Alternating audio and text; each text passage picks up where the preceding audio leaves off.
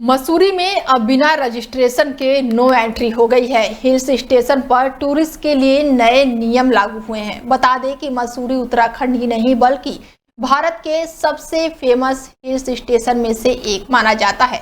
मसूरी को पहाड़ों की रानी कहा जाता है। मसूरी में घूमने के लिए अब पर्यटकों को पहले से रजिस्ट्रेशन करवाना होगा। बिना रजिस्ट्रेशन के सैलानियों को मसूरी में एंट्री नहीं मिलने वाली है। मसूरी में पर्यटकों की भीड़ और ट्रैफिक जाम की वजह से प्रशासन ने ये बड़ा फैसला लिया है। मसूरी में घूमने आने से पहले रजिस्ट्रेशन करवाना अब अनिवार्य कर दिया गया है। उत्तराखंड पर्यटक विभाग द्वारा मसूरी आने वाले पर्यटकों के लिए ऑनलाइन रजिस्ट्रेशन की अनिवार्य किए जाने का फैसला स्थानीय व्यापारी और साथ ही पर्यटकों दोनों के लिए चिंता का कारण बन गया है। एक और होटल व्यवसायियों को डर है कि इसमें पर्यटकों पर प्रतिकूल प्रभाव न पड़े, तो वहीं पर्यटक भ्रमित हैं कि रजिस्ट्रेशन कब और कैसे कराना है। देश भर में पर्यटक मसूरी में वीकेंड की छुट्टियों के दौरान सैर सपाटे के लिए पहुंचते हैं, लेकिन अब नए नियम के तहत उन्हें यात्रा से पहले ऑनलाइन रजिस्ट्रेशन करवाना अनिवार्य होगा। अधिकांश पर्यटक इस प्रक्रिया से अनजान हैं। सोशल मीडिया और मैसेजिंग प्लेटफॉर्म पर भ्रम फैल चुका है कि बिना रजिस्ट्रेशन के एंट्री नहीं मिलेगी। मसूरी के होटल, रेस्टोरेंट और बाजारों में ये नियम व्यवसाय संकट की तरह देखा जा रहा है। उत्तराखंड सरकार ने जो मसूरी आने वाले पर्यटकों के लिए रजिस्ट्रेशन अनिवार्य किया है, ये सरासर गलत है और ये उनकी नाकामयाबी है, क्योंकि उनके द्वारा जो है पूरी सहूलतें नहीं दे पा रहे हो पर्यटकों को। क्योंकि पर्यटक मसूरी में आता है, मसूरी में देखिए यहाँ पर सबसे पहली है जाम की स्थिति। यहाँ पर जो पर्यटक आता है वो किंग रेड से लेकर गांधी चौक तक आने में उसको 4 घंटे लग जाते हैं। बातें तो बड़ी बड़ी की जाती है कि जी दिल्ली से आदमी 2 घंटे में देहरादून पहुँच जाएगा, और देहरादून आदमी 2 घंटे में पहुँच गया। देहरादून से उसको कुठाल गेट आते आते 4 घंटे लग जाते हैं। फिर वो जब मसूरी यहाँ पर आता है इस पे किंग रेड से गांधी चौक, या अगर उसको यहाँ पिक्चर पैलेस जाना है वहाँ उसको जाम में मई जून के महीने में उसको 4-4 घंटे लग जाते हैं। आजकल जो है सरकार द्वारा ये एक नया नियम लागू करा गया है, जिसमें कि पर्यटकों के लिए रजिस्ट्रेशन करना अनिवार्य है। लेकिन देखिए इसका हम मसूरी वासी, मसूरी ट्रेडर्स की तरफ से और समस्त मसूरी वासियों की तरफ से हम इसका पुरजोर विरोध करते हैं। और ये देखिए क्योंकि मसूरी एक फ्री फ्लोइंग डेस्टिनेशन है। यहाँ पे क्या है कि टूरिस्ट अंतिम समय पे यहाँ पे आने का प्रोग्राम बनाता है। अगर रजिस्ट्रेशन की बाध्यता रखी जाएगी तो इससे क्या होगा कि पर्यटकों की संख्या में बहुत ज़्यादा कमी आएगी, जिससे कि व्यापार प्रभावित होगा और जो है इससे होटल, दुकान, रेस्टोरेंट सब जगह का व्यापार बहुत ज़्यादा प्रभावित होगा। तो यदि ऐसा होता है तो हम इसका पुरजोर विरोध करेंगे और रजिस्ट्रेशन की बाध्यता नहीं होनी चाहिए। हर की पौड़ी पर देश के अलग अलग स्थानों से आकर मुल्तान समाज के लोगों ने हर की पौड़ी पहुंचकर मां गंगा के साथ दूध की होली खेली। गंगा के साथ दूध की होली खेलकर मां गंगा को स्वच्छ रखने का संदेश भी दिया गया और मां गंगा से सबके कल्याण की प्रार्थना की गई। और इस अवसर पर डुप्लीकेट अक्षय कुमार, बाबा रामदेव और डुप्लीकेट अमिताभ बच्चन सभी के आकर्षण का केंद्र बने रहे। दरअसल मुल्तान जोत महोत्सव के 115 साल पूरे हो चुके हैं। हरिद्वार में जोत लेन की परंपरा 1911 की है, जब पाकिस्तान के रहने वाले लाला रूपचंद्र मुल्तान से पैदल जोत लेकर हरिद्वार पहुंचे थे। तभी से ये लोग लाला जी की उस परंपरा को आगे बढ़ाते चले आ रहे हैं। देश के अलग अलग राज्यों से आकर मुल्तान समाज के लोग मुल्तान जोत महोत्सव में शामिल होते हैं और ये मुल्तानी हाथ में तिरंगा लिए देशभक्ति की भावना से ओतप्रोत होकर दूध की बाल्टी लेकर मां गंगा से दूध की होली खेलकर मां गंगा के जय जयकारे करते हुए पहुंचते हैं। 15 साल पहले भरत रूपचंद मुल्तान से पैदल चलकर जो जोत को आए थे, आज नई पीढ़ी इस आयोजन को आगे बढ़ा रही है। हर समाज के लोग यहाँ पर उपस्थित होते हैं। अब आज हमने मां गंगा से दूध की होली खेली और शाम को भव्य शोभा यात्रा होगी। ये पर्व केवल मुल्तान का नहीं बल्कि हर समाज का हो चुका है। आज धूमधाम से हम ये पर्व मना रहे हैं। जो लोग अपने साल में नहीं मिलते तो गंगा करके आके मिलते हैं, उनको बड़ा अच्छा लगता है। हमारे देश के अंदर विश्व और शांति बनी रहे, एकता और भाईचारे का संदेश ये पर्व बन चुका है।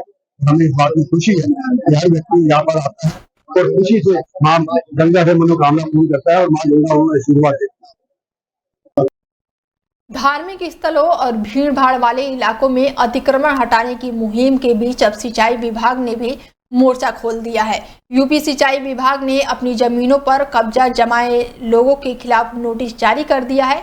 हरिद्वार हेडवर्क के एसडीओ भारत भूषण ने बताया कि विभाग की जमीन पर अतिक्रमण की शिकायतें लगातार मिल रही थी और कई बार अभियान चलाकर कब्जा हटाया भी गया, लेकिन कुछ समय बाद फिर से अतिक्रमण कर लिया गया और अब सिंचाई विभाग ने सख्त रुख अपनाते हुए 15 दिन का नोटिस जारी कर दिया है और तय समय में अतिक्रमण न हटाने पर ध्वस्तीकरण, चालान और मुकदमे की कार्रवाई होगी। अतिक्रमण के संबंध में हमारी टीम लगातार क्षेत्र में भ्रमण करती है। उसके माध्यम से जो शिकायतें मिलती हैं या अन्य माध्यमों से हमें जो भी शिकायतें प्राप्त होती हैं उसका निरीक्षण किया जाता है। नोटिस दिए जा रहे हैं। 15 दिवस का समय नोटिस में दिया जा रहा है कि 15 दिवस के अंतर्गत अतिक्रमणकर्ता अपना अतिक्रमण हटा लें, अन्यथा की स्थिति में 15 दिवस के बाद उसमें ध्वस्तीकरण की कार्रवाई माननीय न्यायालय के आदेशों के अनुसार। आईआईटी रुड़की के वैज्ञानिक शोधकर्ताओं का बड़ा दावा है कि मैदानी क्षेत्रों में गर्मियों में गंगा के प्रवाह में भूजल का योगदान है, न कि ग्लेशियरों के पीछे का। आपको बता दें कि आईआईटी रुड़की के शोधकर्ताओं ने पिछली बार गंगा नदी और हिमालयी उद्गम से लेकर उसकी सहायक नदियों का विश्लेषण किया था और आईआईटी उनका दावा है कि गर्मियों और ठंड महीनों में गंगा नदी कैसे जीवित रहती है, इसको वैज्ञानिकों ने शोध किया और शोध वैज्ञानिकों के अनुसार भूजल नदी के मध्य भाग उसके जलस्तर को 120% तक बढ़ा देता है, जबकि गर्मियों के दौरान नदी का 55% से ज्यादा अधिक पानी वाष्पीकरण में नष्ट हो जाता है। इसीलिए गर्मियों में हिमालय ग्लेशियरों को कोई खास योगदान नहीं होता है। साथ ही उन्होंने बताया कि गंगा का प्रभाव मुख्य रूप से पटना तक भूजल मिलता है और वहीं आईआईटी रुड़की के अर्थ साइंस विभाग के प्रोफेसर ने बताया कि हमारा विश्लेषण दर्शाता है कि गंगा नदी भूजल के घटने के कारण नहीं बल्कि अत्यधिक दोहन, अत्यधिक जलमार्ग परिवर्तन और सहायता नदियों की अपेक्षा के कारण सूखी रहती है। भूजल अभी भी गंगा की छिपी हुई जीवन रेखा है। उन्होंने बताया कि नदियों को पुनर्जीवित करने के लिए जल निकायों का संरक्षण करना अति आवश्यक है। गंगा के प्रवाह को समझने के लिए हम लोगों ने देवप्रयाग से लेकर हावड़ा तक मुख्य शहरों और निकटवर्ती एरिया से ग्राउंड वाटर का सैंपल लिया और उन सैंपलों का जब हम लोगों ने समस्थानिक विश्लेषण किया तो मुख्यतः हम लोगों ने गंगा को 3 मुख्य भागों में बांटा। एक देवप्रयाग से लेकर लगभग बिजनौर के आसपास तक, उसके बाद बिजनौर से लेकर बिहार उत्तर प्रदेश के सीमा तक और फिर उत्तर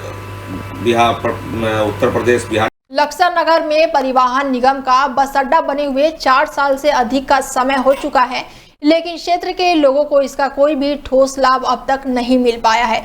बस अड्डा बन जाने के बाद भी नए रूटों पर सरकारी बसों का संचालन शुरू नहीं किया गया है। फिलहाल केवल लक्सर हरिद्वार रूट पर पहले की तरह अनुवादित बसें ही चलाई जा रही हैं, लेकिन लोगों को लक्सर और रुड़की, खानपुर, पुरकाजी, मुजफ्फरनगर, बिजनौर और मुरादाबाद जैसे रूटों पर बस सेवा की उम्मीद थी। नगरपालिका द्वारा शिव चौक क्षेत्र में भूमि उपलब्ध कराए जाने के बाद बस अड्डे का निर्माण करवाया गया था, जिसमें तत्कालीन विधायक की भूमिका भी अहम रही, लेकिन 4 साल बाद भी यात्री सुविधाएं नहीं मिल पा रही हैं। स्थानीय लोगों ने बताया कि बालावाली होकर उत्तर प्रदेश के कई शहर जैसे कि नजीबाबाद, बिजनौर और मुरादाबाद तक भारी यातायात होता है और गंगा नदी पर यूपी सरकार द्वारा पुल भी बन चुका है। ऐसे में लश्कर से यूपी की तरफ सीधी बस सेवा बेहद ही लाभदायक हो सकती है। मतलब मांग कर रहे हैं कि मतलब जैसे यात्री हैं जिनके लिए ट्रेन मतलब नई सुविधा मिल पाती है तो कम से कम बस की सुविधा होनी चाहिए, ताकि मतलब यहाँ से कोई यात्री परेशान ना हो और अपना बस से अपना स्वस्थ स्थान पर पहुँच पाए। उधर भी जाने के लिए मतलब कुछ ना कुछ तो होना चाहिए जरूर, तो प्रशासन को मतलब इसके लिए भी कुछ ना कुछ करना जरूर चाहिए।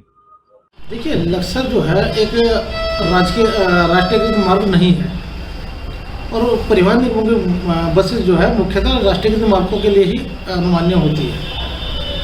लक्सर के लिए हमारे हरिद्वार बस स्टेशन से और देहरादून से सीधी भी सेवाएं उपलब्ध है, जो लोकल हैं, जो हरिद्वार और लक्सर बस अड्डे को जोड़ती है, यानी कि लक्सर को अपने केंद्र हरिद्वार से जोड़ती है, जहाँ पे हर तरह की बस उपलब्ध होती है। वहाँ को कहा क्योंकि वो एक राष्ट्रीयकृत मार्ग नहीं है उसके लिए अनुमति वहाँ है और अन्य राज्यों की अनुमति भी लेनी पड़ेगी।